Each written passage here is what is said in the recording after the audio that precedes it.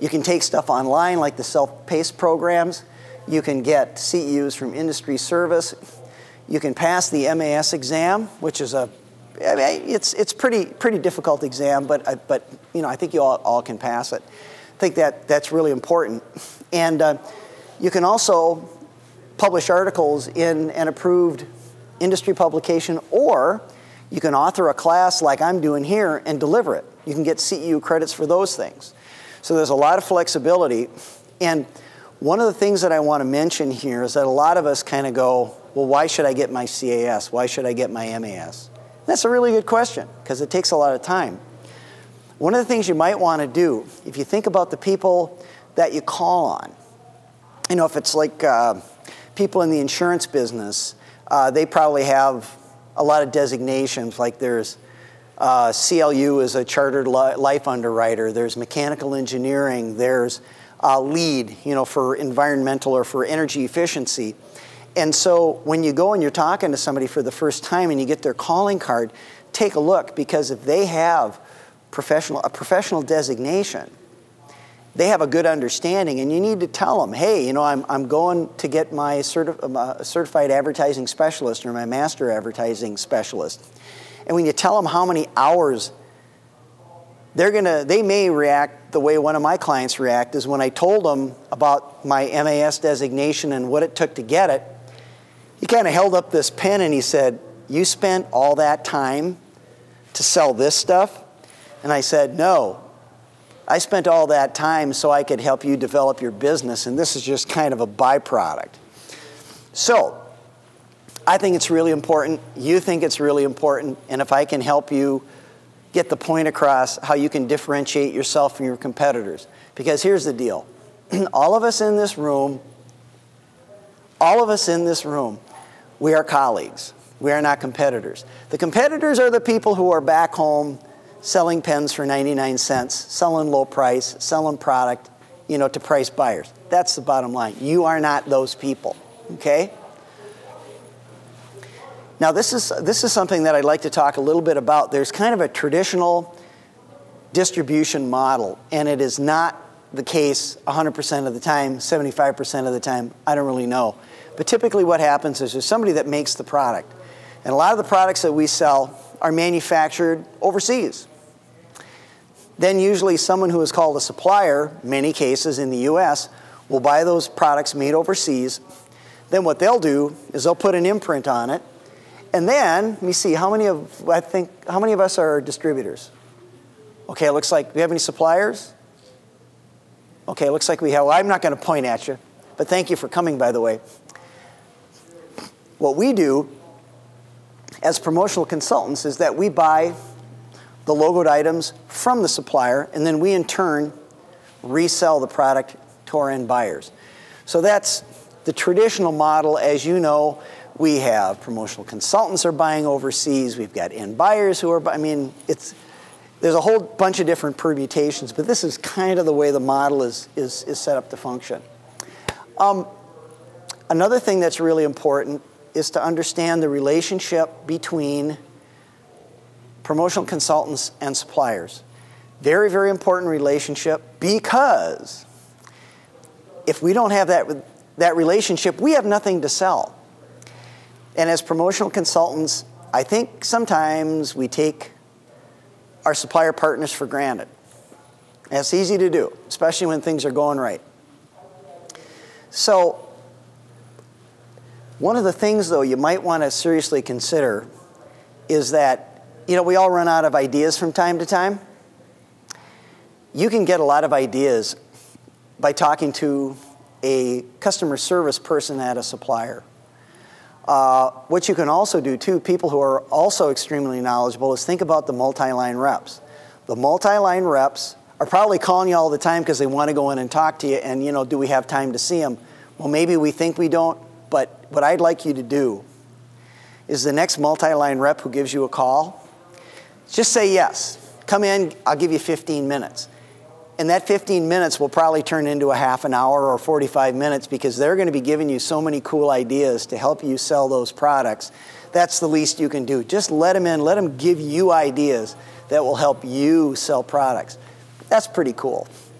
And so we talked a little bit about it. Now, we have really good relationships with our suppliers. And I can see we have some suppliers kind of over there in the corner, and they're smiling. And actually now they're kind of laughing and poking at each other.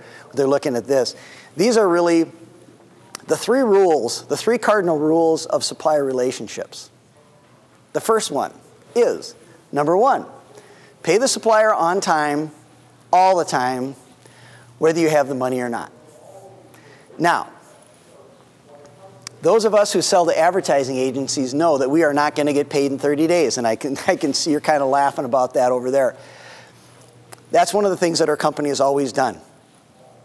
We've always paid our suppliers on time.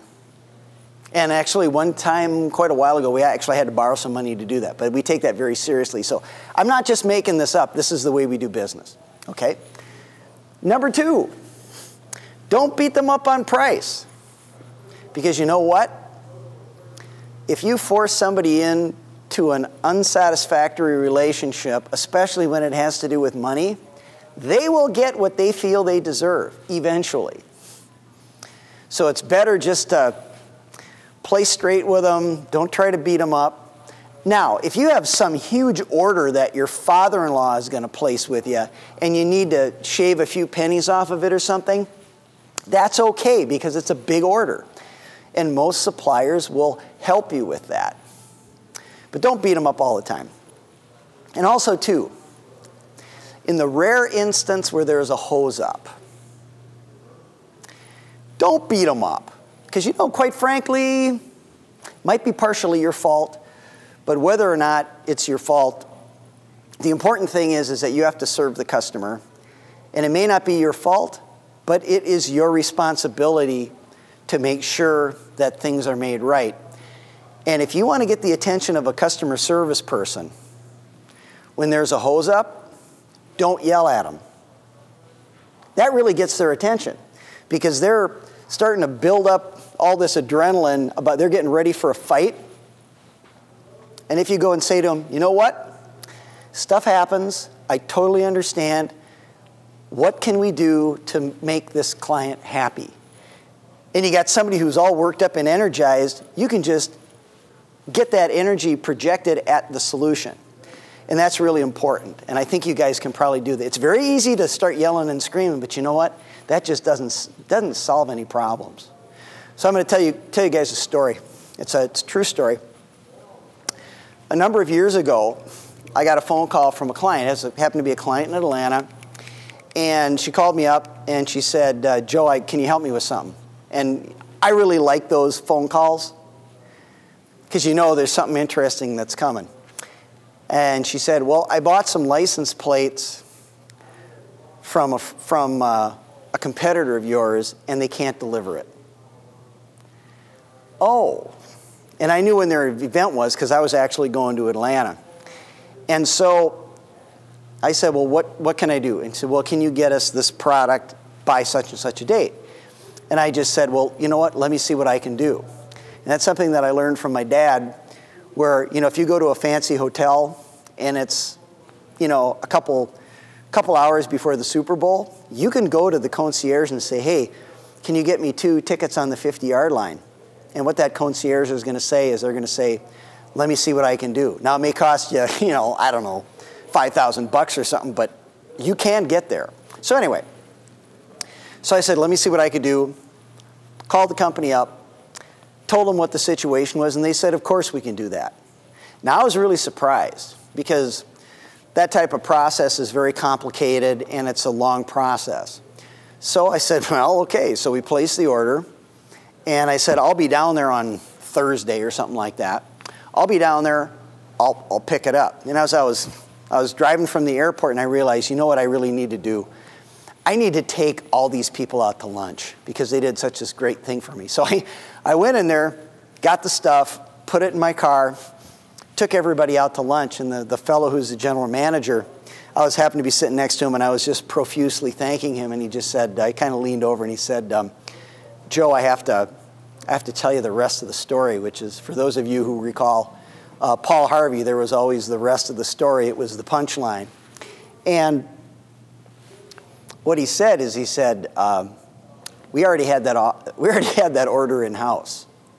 Yeah, that's exactly what he told me. And I said, well, why did the other people feel that you couldn't deliver? And he said, I got so tired of working with that distributorship. They never paid us on time. They always beat us up on price, and they got screamed at. And they screamed at one of my customer service people, and she started crying, and I said, the hell with you guys. So he just basically pimped them. And you see what happened there? What happened there is that you had someone who was forced into a financial relationship that was not satisfactory, and they decided to get even. And that's what happened. So even though I thought I was this wonderful negotiating guy, it really had nothing to do with me. It had to do with this other distributor torquing off the supplier. So the bottom line of that story is the time to work on the relationships with your supplier partners is right now. So pay them on time. Don't beat them up on price. Don't yell and scream when something doesn't go exactly the way you want to, because you never know when that relationship is going to pay off. So it's always good from a karma standpoint to make sure that you got some plus signs in your karma account. So anyway, it's a true story.